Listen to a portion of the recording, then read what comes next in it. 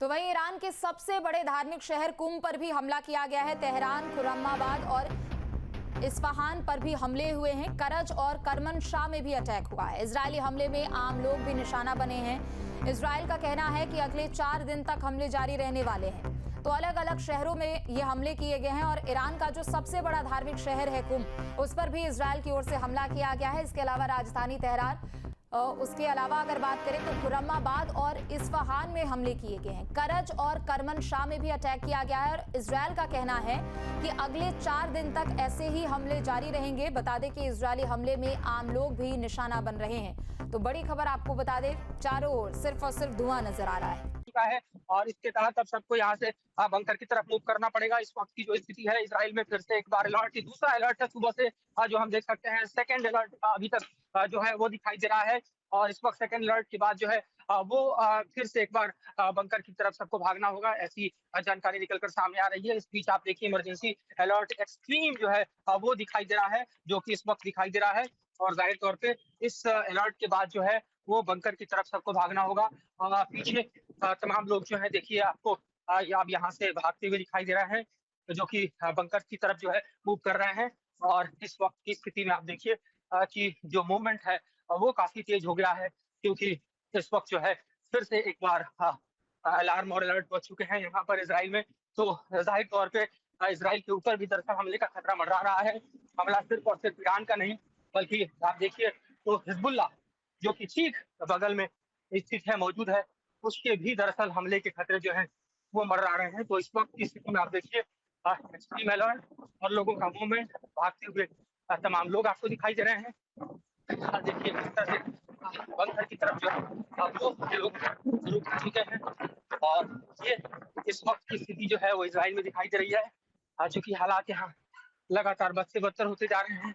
और ऐसी स्थिति में जो है वो विकल्प सिर्फ यही है कि जल्द से जल्द किसी न किसी बंकर में दाखिल हो जाया जाए। और हालात जो है लगातार ऐसे ही हैं कि लोग बंकर में भागते आपको दिखाई दे रहे हैं।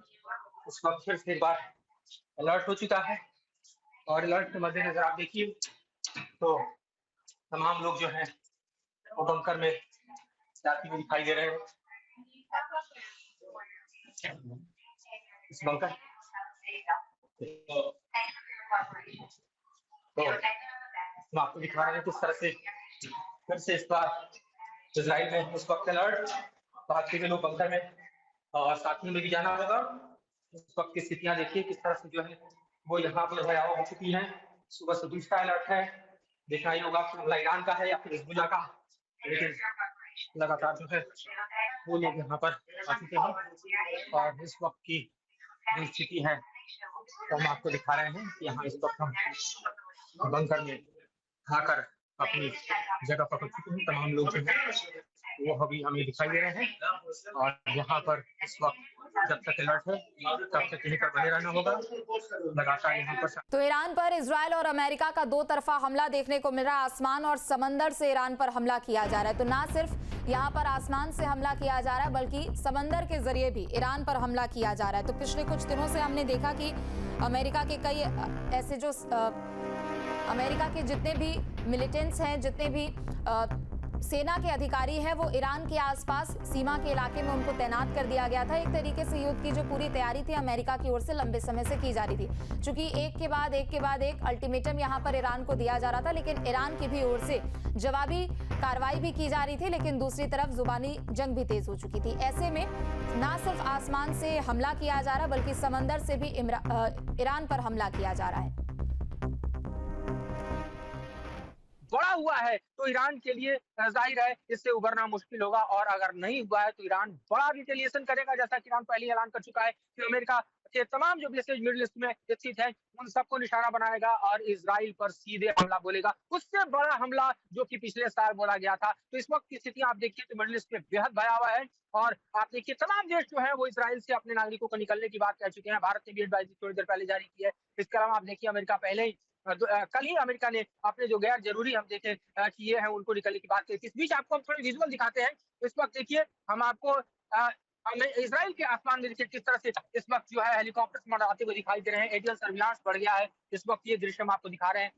ये एक्सक्लूसिव फुटेज आप देख सकते हैं यहाँ बेन गुरियन एयरपोर्ट जो है वो समूचा मिलिटराइज हो चुका है और यहाँ पर हम देख रहे हैं कि रिच व्हीलर ऑलरेडी मौजूद है जिन्होंने उड़ान भरी और इस पूरे ही हमले के दौरान उन्होंने मदद की। इस बीच आप देखिए कि जो एवियन सर्विलांस है वो किस तरह से बढ़ा हुआ है इस वक्त।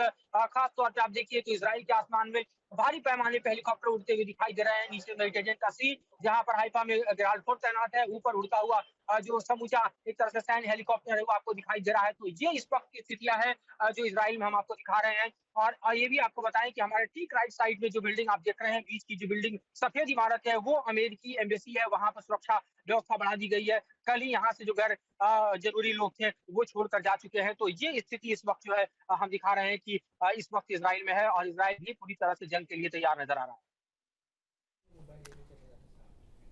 तो ईरान के ऊपर इजरायल और अमेरिका ने जो हमला किया है वो सिर्फ आसमान से नहीं बल्कि समंदर के जरिए भी हमला किया जा रहा है, चूंकि हमले की तैयारी एक तरीके से पूरी कर ली गई थी। चूंकि कुछ दिनों पहले ही अमेरिका ने अपने नागरिकों के लिए देश छोड़ने के लिए एडवाइजरी जारी कर दी थी। दूसरी तरफ अगर बात करें, चूंकि बैलिस्टिक मिसाइल को लेकर ईरान और अमेरिका के बीच में ये सबसे बड़ा विवाद गहरा रहा था और लगातार अमेरिका की ओर से ईरान को धमकियां भी दी जा रही थी कि या तो डील बनेगी या तो फिर सीधा हमला होगा। और उसके बाद इजरायल की ओर से ईरान पर यह हमला किया गया है। बीते दिनों हमने देखा कि अमेरिका की ओर से अपने युद्धपोतों को भी अलर्ट कर दिया गया था। ईरान से लगने वाली जितनी भी सीमाएं हैं वहां पर अमेरिकी सैन्य को एक तरीके से पूरा तैयार कर दिया गया था। यानी ये जो पूरी रणनीति है वो सोची समझी है। और लगातार डोनाल्ड ट्रंप की ओर से यहां पर डेडलाइन भी दिया जा रहा था। राष्ट्रपति ट्रंप का कहना था कि 1 हफ्ते के भीतर या 10 दिनों के भीतर ईरान को फैसला लेना पड़ेगा, लेकिन ऐसे में ईरान की ओर से बैलिस्टिक मिसाइल को लेकर कोई फैसला नहीं लिया गया और उसके बाद इजरायल और अमेरिका ने मिलकर ईरान पर हमला किया है। राजधानी तेहरान समेत 30 अलग अलग ठिकाने हैं जिसमें कई सैन्य ठिकाने भी हैं। इसके अलावा खुफिया एजेंसी भी है, बड़े बड़े आवास भी हैं, मंत्रियों के भी आवास है, वहां पर भी हमले की भी खबर सामने आ रही है। तो ईरान पर इजरायल और अमेरिका ने हमला किया है। ग्राउंड जीरो से एक तस्वीर भी लगातार आपको दिखा रहे थे। रक्षा मंत्री पर भी हमला किया गया था, हमले की खबर सामने आई थी। अमीर हातमी के आवास पर भी हमले की खबर सामने आई। तो बड़ी खबर इस वक्त की आपको बता दें, जहां इजरायल ने ईरान के 30 ठिकानों पर हमला किया और उससे पहले एक तरीके से एडवाइजरी भी पूरी जारी कर दी गई थी।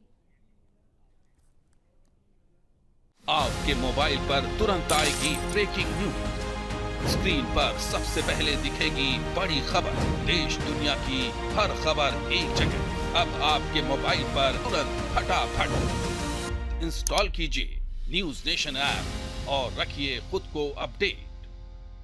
आपके मोबाइल पर तुरंत आएगी ब्रेकिंग न्यूज। स्क्रीन पर सबसे पहले दिखेगी बड़ी खबर। देश दुनिया की हर खबर एक जगह। अब आपके मोबाइल पर तुरंत फटाफट इंस्टॉल कीजिए न्यूज नेशन ऐप और रखिए खुद को अपडेट।